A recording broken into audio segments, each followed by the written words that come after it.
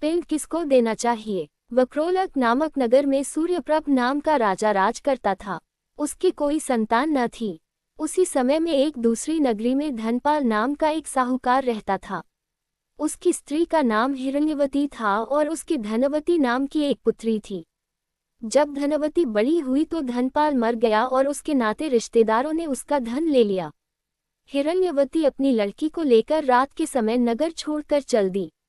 रास्ते में उसे एक चोर सूली पर लटकता हुआ मिला। वह मरा नहीं था। उसने हिरण्यवती को देखकर अपना परिचय दिया और कहा, मैं तुम्हें 1000 अशर्फियां दूंगा।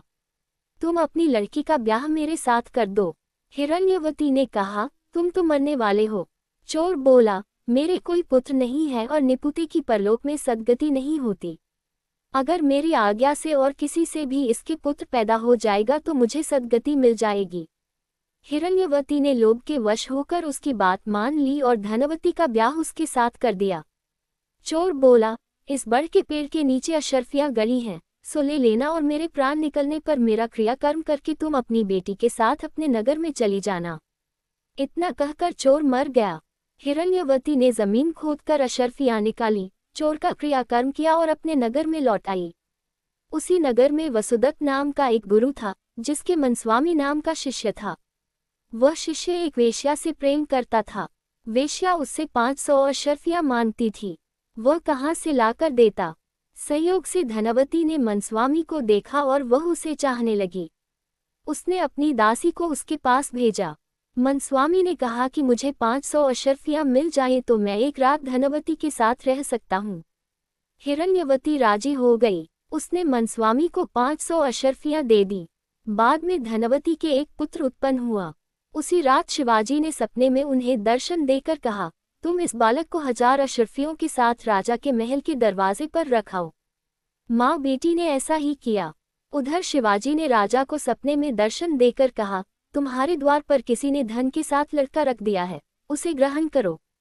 राजा ने अपने नौकरों को भेजकर बालक और अशर्फियों को मंगा लिया। बालक का नाम उसने चंद्रप्रभ रखा। जब वह लड़का बड़ा हुआ तो उसे गद्दी सौंपकर राजा काशी चला गया और कुछ दिन बाद मर गया। पिता के ऋण से उऋण होने के लिए चंद्रप्रभ तीर्थ करने निकला। जब वह घूमते हुए गयाकूप पहुंचा और पिंडदान किया तो उसमें से 3 हाथ एक साथ निकले। चंद्रप्रभ ने चकित होकर ब्राह्मणों से पूछा कि किसको पिंड दूं।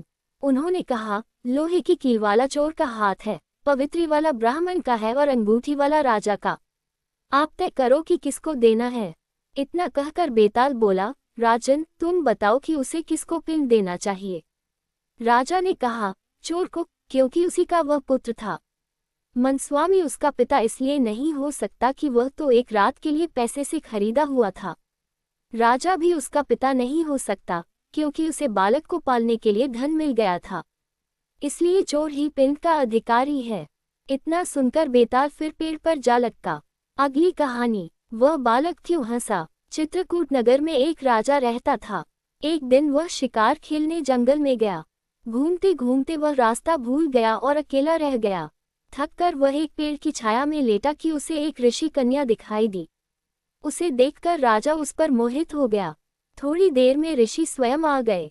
ऋषि ने पूछा, तुम यहाँ कैसे आए हो। राजा ने कहा, मैं शिकार खेलने आया हूँ। ऋषि बोले, बेटा तुम क्यों जीवों को मारकर पाप कमाते हो। राजा ने वादा किया कि मैं अब कभी शिकार नहीं खेलूंगा। खुश होकर ऋषि ने कहा, तुम्हें जो मांगना हो मांग लो। राजा ने ऋषि कन्या मांगी और ऋषि ने खुश होकर दोनों का विवाह कर दिया। राजा जब उसे लेकर चला तो रास्ते में एक भयंकर राक्षस मिला। बोला, मैं तुम्हारी रानी को खाऊंगा। अगर चाहते हो कि वह बच जाए तो 7 दिन के भीतर एक ऐसे ब्राह्मण पुत्र का बलिदान करो जो अपनी इच्छा से अपने को दे और उसके माता पिता उसे मारते समय उसके हाथ पैर पकड़ें। डर के मारे राजा ने उसकी बात मान ली। वह अपने नगर को लौटा और अपने दीवान को सब हाल कह सुनाया। दीवान ने कहा, आप परेशान न हो, मैं उपाय करता हूँ। इसके बाद दीवान ने 7 बरस के बालक की सोने की मूर्ति बनवाए और उसे कीमती गहने पहनाकर नगर नगर और गांव-गांव घुमवाया। ये कहलवा दिया कि जो कोई 7 बरस का ब्राह्मण का बालक अपने को बलिदान के लिए देगा और बलिदान के समय उसके माँ बाप उसके हाथ पैर पकड़ेंगे, उसी को यह मूर्ति और 100 गांव मिलेंगे। ये खबर सुनकर एक ब्राह्मण बालक राजी हो गया। उसने माँ बाप से कहा, आपको बहुत से पुत्र मिल जाएंगे। मेरे शरीर से राजा की भलाई होगी और आपकी गरीबी मिट जाएगी। माँ बाप ने मना किया, पर बालक ने हट करके उन्हें राजी कर लिया। माँ बाप बालक को लेकर राजा के पास गए। राजा उन्हें लेकर राक्षस के पास गया। राक्षस के सामने माँ बाप ने बालक के हाथ पैर पकड़े और राजा उसे तलवार से मारने को हुआ। उसी समय बालक बड़े जोर से हंस पड़ा। इतना कहकर बेताल बोला, हे राजन, ये बताओ कि वह बालक क्यों हंसा। राजा ने फौरन उत्तर दिया, इसलिए कि डर के समय हर आदमी रक्षा के लिए अपने माँ बाप को पुकारता है। माता पिता न हो तो पीड़ितों की मदद राजा करता है। राजा न कर सके तो आदमी देवता को याद करता है। पर यहाँ तो कोई भी बालक के साथ न था। माँ बाप हाथ पकड़े हुए थे, राजा तलवार लिए खड़ा था और राक्षस भक्षक हो रहा था। ब्राह्मण का लड़का परोपकार के लिए अपना शरीर दे रहा था। इसी हर्ष से और अचरज से वह हंसा। इतना सुनकर बेताल अंतर्धान हो गया। अगली कहानी, विराग में अंधा कौन। विशाला नाम की नगरी में पद्मनाभ नाम का राजा राज करता था। उसी नगर में अर्थदत्त नाम का एक साहूकार रहता था। अर्थदत्त के अनंगमंजरी नाम की एक सुंदर कन्या थी। उसका विवाह साहूकार ने एक धनी साहूकार के पुत्र मणिवर्मा के साथ कर दिया। मणिवर्मा पत्नी को बहुत चाहता था, पर पत्नी उसे प्यार नहीं करती थी। एक बार मणिवर्मा कहीं गया। पीछे अनंगमंजरी की राजपुरोहित के लड़के कमलाकर पर निगाह पड़ी तो वह उसे चाहने लगी। पुरोहित का लड़का भी लड़की को चाहने लगा। अनंगमंजरी ने महल के बाग में जाकर चंडी देवी को प्रणाम कर कहा, यदि मुझे इस जन्म में कमलाकर पति के रूप में न मिले तो अगले जन्म में मिले। ये कहकर वह अशोक के पेड़ से दुपट्टे की फांसी बनाकर मरने को तैयार हो गई। तभी उसकी सखी आ गई और उसे यह वचन देकर ले गई कि कमलाकर से मिला देगी। दासी सवेरे कमलाकर के यहाँ गई और दोनों के बगीचे में मिलने का प्रबंध कराई। कमलाकर आया और उसने अनंगमंजरी को देखा। वह बेताब होकर मिलने के लिए दौड़ा।